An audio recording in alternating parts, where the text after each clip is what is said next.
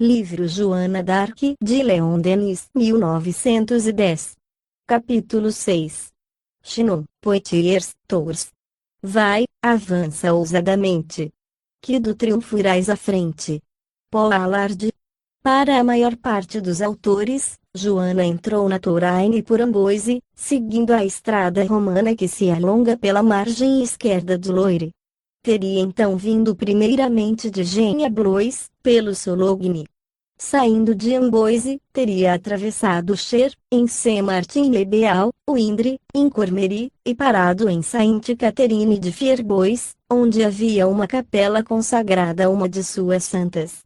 Segundo antiga tradição, Carlos Martel, vencedor dos sarracenos, tendo-os exterminado nos bosques bravios, Ferus Boscus, Fierbois, depusera a espada na ermida, que se erguia em meio desses bosques.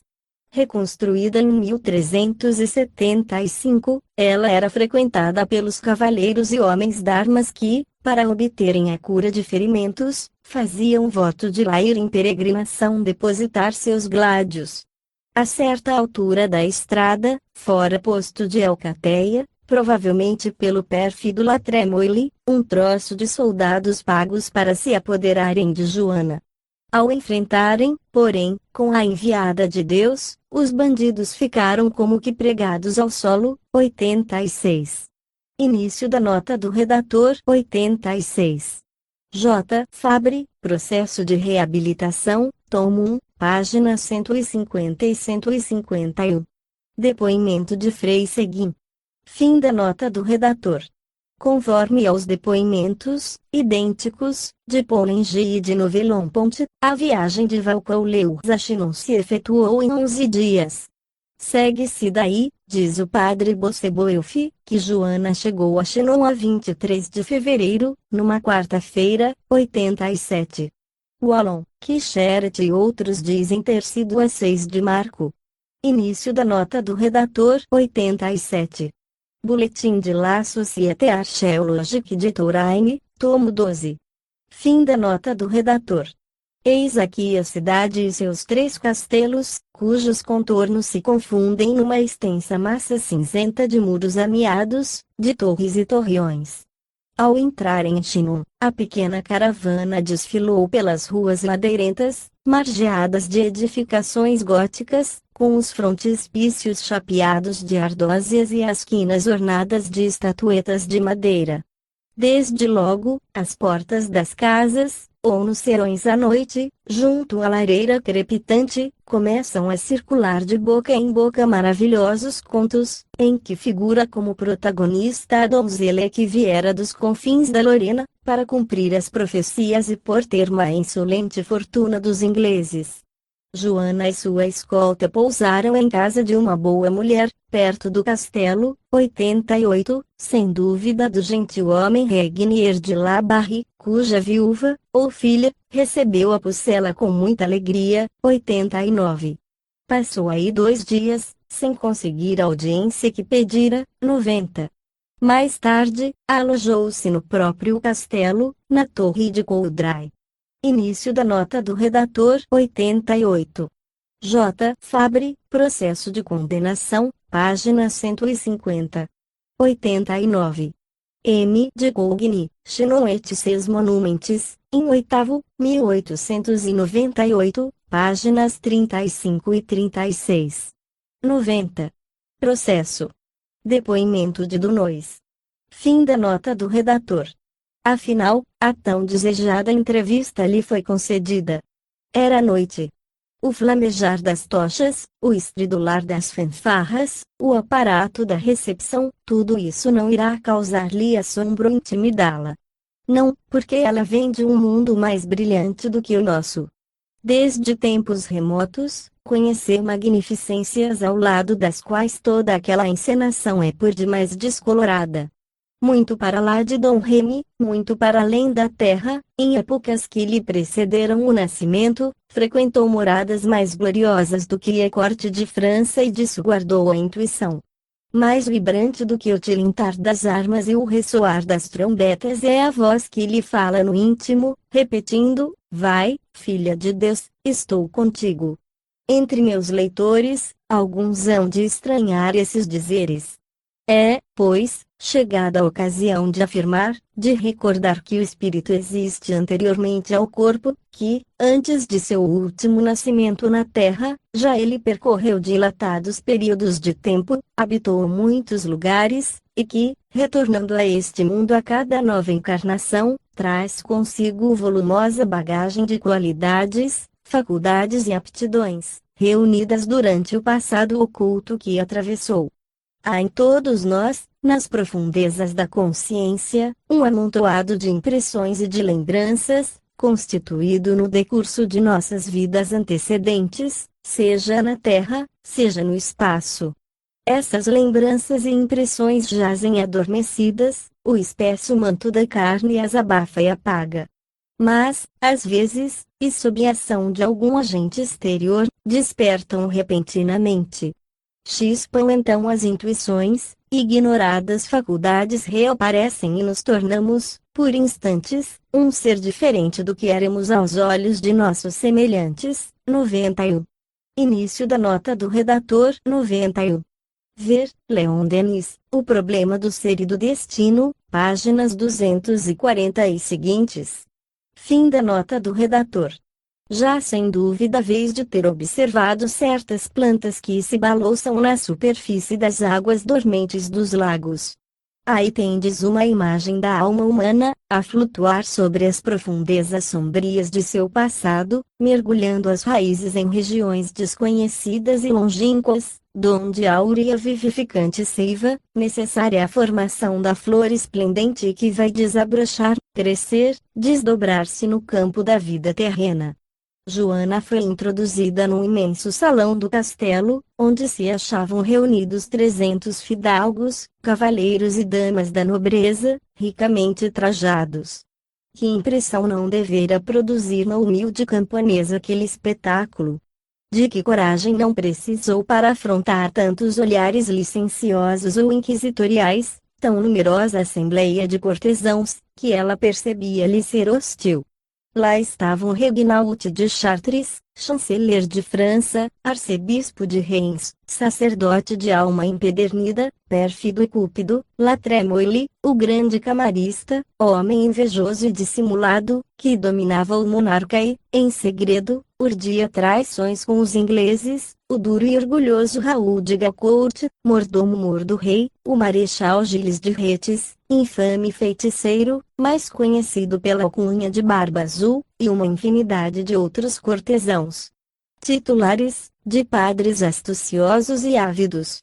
Joana sentia em torno de si uma atmosfera de incredulidade e animadversão. Tal o meio em que vivia Carlos VII, amolentado pelo abuso dos prazeres, longe do teatro da guerra, entre os favoritos e as amantes. Suspeitoso e tímido, o rei, para experimentá-la, pusera no trono um cortesão e se ocultara na multidão de fidalgos. A donzela, porém, vai direto à sua presença, ajoelha-se e lhe fala por longo tempo em voz baixa.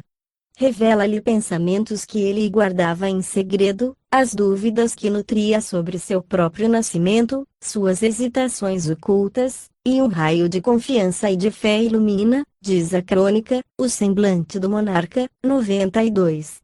Os que presenciavam a cena compreenderam, tomados de espanto, que um fenômeno extraordinário acabava de operar-se. Início da nota do redator. 92. J. Fabre, Processo de Reabilitação.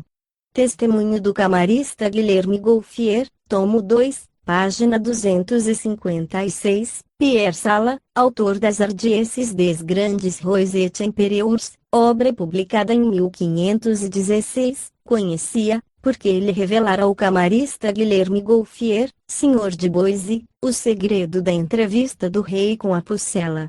Tido em grande estima pelo monarca, diz Pierre Sala, Guilherme fora o depositário de suas confidências.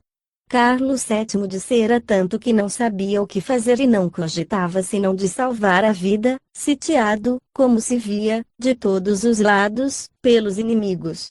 Certa manhã, entrou só em seu oratório e, numa prece humilde, rogou a Nosso Senhor, no íntimo do coração, sem pronunciar palavra, devotamente, que, se ele Carlos fosse o legítimo herdeiro da coroa da França, lhe guardasse o reino, ou, quando não, lhe concedesse a graça de escapar salvo e ganhar a Espanha ou a Escócia. A Pucela, diz ainda Sala, em resumo, tendo tido a revelação dessas coisas nos campos, as repetiu ao Delfim, logo que lhe falou, animando e afirmando-lhe da parte de Deus que ele era verdadeiramente filho de rei e herdeiro da coroa da França. Ver manuscritos da Biblioteca Nacional, suplementos franceses, número 191. J. Queixeret cita, com Sala, depositário das Confidências do Sr. de Boise, duas outras versões inteiramente acordes, ap. Processo, tomo 4, páginas 257, 272 e 279. Ver também a importantíssima carta de Alain Chartier, ap. Processo, tomo 5, página 133. Fim da nota do redator. Entretanto, ninguém houve que pudesse crer achar-se a sorte do mais altivo reino da cristandade confiada a tais mãos, nem que ao braço débil de uma pobre audiência estivesse reservado o desempenho de uma tarefa que malograr os conselhos dos mais avisados e a coragem dos mais fortes. 93. Início da nota do redator. 93. Do Panlope, Panegyric de Jeanne d'Arc, 1855. Fim da nota do redator. Contudo, Joana ainda teve que suportar muitas humilhações e sofrer exame feito por matronas, para verificação de sua pureza. Em Poitiers, onde a mandaram, comparece diante de uma comissão de inquérito, composta de uma vintena de teólogos, dois dos quais bispos, os de Poitiers e de Maguelone. Era um belo espetáculo, diz Alain Chartier, escrevendo sob a impressão da cena, vê-la disputar, ela, mulher, contra os homens, ignorante, contra os doutores, só, contra tantos adversários. Todas as suas réplicas denotam grande vivacidade de espírito e são sempre de surpreendente oportunidade. A cada momento lhe rompem dos lábios ditos chistosos, tão imprevistos quanto originais, que arrasam as lastimosas objeções de seus examinadores. Os autos dos interrogatórios de Poitiers foram destruídos. Alguns historiadores responsabilizam por essa destruição os agentes da coroa da França, que se mostraram tão ingratos e indiferentes para com a Pucela durante seu longo cativeiro. Não nos resta mais do que um resumo das conclusões a que chegaram os doutores chamados a emitir opinião acerca de Joana. 94. Nela não se encontra maldade alguma, dizem eles, e sim tudo o que é bom, humildade, virgindade, devoção, honestidade e simpleza. 95. Início da nota do redator. 94. Manuscrito 7301 da Biblioteca Nacional. 95. J. Fabre, Processo de Reabilitação, tomo 1, página 170. Fim da nota do redator. Possuímos, além disso, os testemunhos do processo de reabilitação. Frei Seguin, da Ordem dos Dominicanos, exprimia-se assim, com muita bonomia e simplicidade. Eu que vos falo perguntei a Joana de que idioma se servia a voz que lhe falava, de um melhor do que o vosso, respondeu-me. E, com efeito, eu falo limosino. Interrogando-a de novo, disse-lhe, creis em Deus? Sim, melhor do que vós, foi a resposta que me deu. 96. Início da nota do redator. 96. J. Fabre, Processo de Reabilitação, depoimento de Frei Seguin. Fim da nota do redator. Outro dos juízes de Poitiers, Guilherme Aymery, lhe objetava, dizes que Deus te prometeu a vitória e pede soldados. Para que soldados, se a vitória está garantida? Os soldados batalharão em nome de Deus, replicou Joana, e Deus dará a vitória. 97. Início da nota do redator. 97. Processo de Reabilitação, tomo 1, página 152. Fim da nota do redator.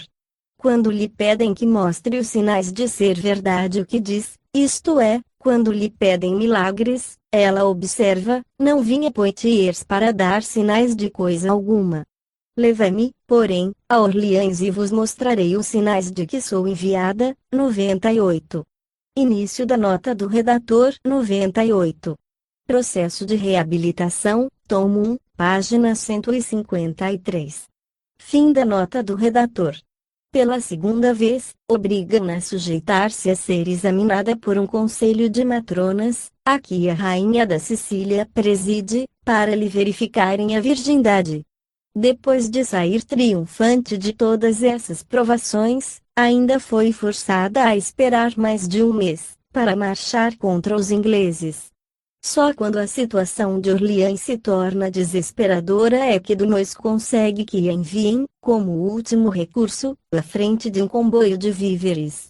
Joana veio primeiramente a Tours, para mandar fazer sua armadura e seu estandarte. Reinava aí viva agitação, entregues os habitantes ativos trabalhos de defesa. A 14 de outubro de 1428, o Marechal de Gaucourt, bailio de Orleans e mordomo-mor do rei, os avisara de que os ingleses haviam posto cerco a Orleans e que tencionavam em seguida marchar sobre Tours. 99. Início da nota do redator. 99. Ver, Registres des Comptes de la Ville de Tours, tomo 24, Bulletins de la Société Archéologique de Touraine, tomo 12. Fim da nota do redator. A cidade se aprestava para resistir. Por toda parte pedreiros, obreiros de toda a espécie, trabalhadores braçais, porfiavam numa atividade febril. Trabalhava-se com ardor em levantar baluartes, cavar e alargar fossos, reparar e aparelhar as pontes. Nas torres e trincheiras, construíam-se guaritas de madeira para as atalaias. Abriam-se canhoneiras nas muralhas de circunvalação. Bombardas e colubrinas, balas de pedra, pólvora, tudo o que compunha a artilharia da época estava sendo armazenado. O inimigo podia vir, saberiam responder-lhe. A antiga cidade dos Turones gozava então de grande importância. Chamavam-lhe Segunda Roma, por causa de seu numeroso igrejário, de seus mosteiros e, sobretudo, por causa da Romaria São Martinho, para a qual vinham peregrinos de todos os pontos da cristandade.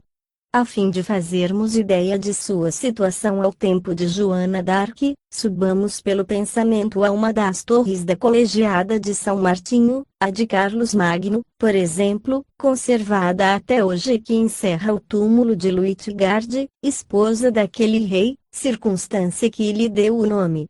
Vista de relance, ela nos apresentará, mais ou menos, aspecto idêntico ao que ofereciam todas as grandes cidades francesas da Idade Média, razão pela qual convém demoremos um pouco a inspeção. Cintavam-na 4 linhas contínuas de muralhas e de torres. No interior desse perímetro, um labirinto de ruas estreitas e praças apertadas, ao longo das quais se enfileiravam casas de frontões ogivais e coberturas, denticuladas, com os pavimentos inclinados uns sobre os outros, as portas guarnecidas de estatuetas, vigas esculpidas, altas trapeiras e vidros de cores variadas. Completando tão pitoresco conjunto, grandes divisas de ferro, recortadas pelas mais extravagantes formas, substituem os números das casas, balançando ao vento. Umas têm sentido histórico ou heráldico, o de outras é emblemático, comemorativo ou religioso. Eis aqui, por exemplo, algumas das da Grande Rue, ao unicórnio, à pega, aos padrenossos de ouro, ao asno vigilante, da Praça São Martinho, ao macaco pregador, à coruja, da Rua de la Rotisserie, às 3 tartarugas, etc. Sem. Início da nota do redator. Sem. Dr. Giraudet, Histoire de la Ville de Tours. Fim da nota do redator. Do ponto elevado em que nos achamos, observai a floresta de lanternins agudos, de campanários, de muros donde emergem os 3 corpos da catedral, que já tem a nave principal mais ou menos acabada, porém, cujas torres são altas apenas de 10 ou 20 metros, a Abadia de São Juliano e a mole imponente da Colegiada de São Martinho, da qual hoje 2 torres somente restam. A nossos pés, a cidade inteira, com suas 50 igrejas ou capelas, seus 8 grandes claustros, cercados de muros, suas numerosas hospedarias e habitações nobres, verdadeira brenha de flechas, de agulhas, de pontas de minaretes, de torrinhas em forma de fusos, de compridas chaminés góticas. Embaixo, o dédalo das ruas que se cortam e entrecruzam e as encruzilhadas atravancadas de gente e de cavalos. Prestai atenção ao sussurro e ao rumor que sobem até onde estamos. Escute o retinir de todos os sinos a darem as horas. Imaginai, luzindo sobre este panorama, um límpido raio de sol, contemplai os reflexos cambiantes do rio, ao longe, as colinas cobertas de vinhedos, as florestas que ocupam os 2 planaltos, especialmente ao sul, e cujos maciços profundos formam um grandioso quadro a cidade, que se estende pelo recôncavo do vale. Considerai tudo isso e fareis ideia do que era Turonis no dia em que Joana d'Arc lá chegou acompanhada de sua casa militar. 101. Início da nota do redator. 101. Compunha-se esta de João d'Aulon, seu escudeiro, dos 2 cavaleiros que lhe vinham na companhia desde Valcouleurs, de 2 pajens e de seus irmãos João e Pedro d'Arc, que se lhe reuniram. Fim da nota do redator. Conforme ao depoimento de seu pajem Luís de Contes, no processo, ela se hospedou na casa de uma senhora chamada Lapau. 102. Início da nota do redator. 102. J. Fabre, Processo de Reabilitação, tomo 1, página 208. Fim da nota do redator. Segundo o testemunho de seu capelão, João Pasquerel, foi o burguês João Dupuy, 103, quem lhe deu agasalho. Essas contradições são apenas aparentes. Início da nota do redator. 103. J. Fabre, Processo de Reabilitação, página 217. Fim da nota do redator. Com efeito, o nobre turonense Jean Dupuy era casado com Eleonora de Paul e o povo, sempre avezado às corruptelas, deformou este último nome. Yolanda, rainha de Aragão e da Sicília, dera a Eleonora, por dama de honra, a sua filha Maria d'Anjou, rainha da França. Ela era angevina, diz de Beaucourt em sua História de Charles VII, 104, e provavelmente fora educada com a jovem princesa. Início da nota do redator. 104. J. Fabre, Processo de Reabilitação, tomo 2, página 183. Fim da nota do redator. Tendo-lhes a rainha Yolanda pedido hospedagem para a estrangeira, que tomara sob sua proteção, João Dupuy, conselheiro do rei Almotacel, e sua esposa acolheram. O prédio em que habitavam ficava perto da igreja de Saint-Pierre-le-Poilier e muitos arqueólogos julgam reconhecê-la na casa chamada de Tristão. 105. Início da nota do redator. 105. Outros arqueólogos são de parecer que a casa atual, na rua Briconet, data apenas do reinado de Carlos VIII e que foi construída no mesmo local em que habitou a Pucela. Fim da nota do redator. Foi em Turonis que, na qualidade de capelão, entrou para o serviço de Joana Frei Pasquerel, então leitor do convento dos Agostinhos daquela cidade. 106, o qual acompanhará fielmente até ser presa em Compiègne, um ano depois. Início da nota do redator. 106. No mês de outubro de 1905, depois das importantes reformas feitas nas disposições internas do imóvel situado à Rua des Halles número 47, nasceu a convicção de que nesse lugar existira, como parte do convento dos religiosos agostinhos, a capela de Joana d'Arc, onde ela gostava de ir orar. Louis de Saint-Gildas, Touraine Républicaine, 20 de outubro de 1905. Fim da nota do redator. Também foi em Turonis que a intrépida menina recebeu seu equipamento militar, a espada e a bandeira. Seguindo suas indicações, um armeiro da cidade foi procurar a espada que Carlos Martel depositara em Santa Catarina de Fierbois. Estava enterrada atrás do altar e ninguém no mundo sabia que se achava ali. Para a heroína, essa espada sairá da poeira dos séculos e novamente expulsará o estrangeiro. Outro armeiro de Turones lhe fabricou um arnês de rutilante alvura, 107. Início da nota do redator 107.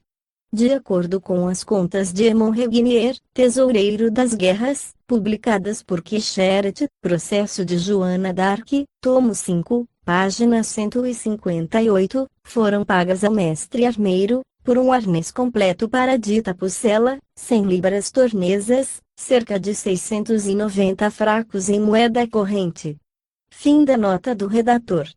Obedecendo às instruções de suas vozes, Joana mandou fazer, por um artista turonense, uma bandeira branca, que serviria de estandarte e seria o emblema em torno do qual se reuniriam as tropas dispersas. Ornavam-na franjas de seda e continha, além da imagem de Deus abençoando as flores de lis, a divisa, Jesus Maria, 108. A heroína jamais separava a causa da França dessa outra, mais alta, a inspiração divina, donde lhe decorria a missão. Início da nota do redator 108. Nos mesmos registros do Tesoureiro das Guerras se lê a seguinte nota. Pago a Anis Polvoir, pintor, residente em Tours, por haver pintado e pregado estofos para um grande estandarte um pequeno destinado à pucela, 25 libras tornesas. Fim da nota do redator. A 25 de abril de 1429 partiu de Turones para Blois, onde a esperavam os chefes militares e o grosso do exército. 12 dias depois, data de imperecível memória, ganhava a Batalha das Toureles e forçava o inimigo a levantar o cerco de Orleans. Quando deixou Turones, a população inteira se premia nas ruas para vê-la passar e aclamá-la. Envergando a armadura toda branca, que cintilava ao sol da manhã, ela, garbosa, fazia caracolar o belo cavalo de guerra que montava, empunhando a bandeira, trazendo à cinta a espada de Fierbois, avançava radiante de esperança e de fé. Dir-se-ia o anjo dos combates, como celeste mensageiro.